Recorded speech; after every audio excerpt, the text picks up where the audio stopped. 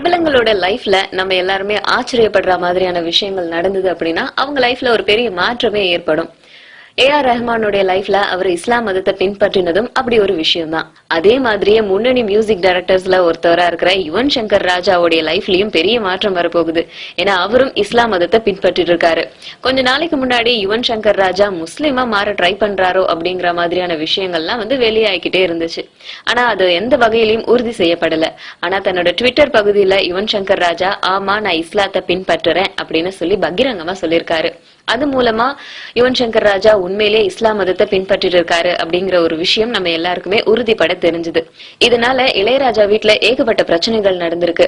ஒரு கட்டத்துல இளையராஜா கோபப்பட்டு தன்னுடைய மூத்த மகன் கார்த்திக் ராஜா வீட்டுல போய் தங்கிட்டாராம். வீட்டுல இருக்கிறவங்க எவ்வளவு சொல்லியும் பிடிவாதமா இந்த மதத்தை தான் பின்பற்றுவேன் அப்படின்னு யுவன் சங்கர் ராஜா சொல்லியிருக்காரு.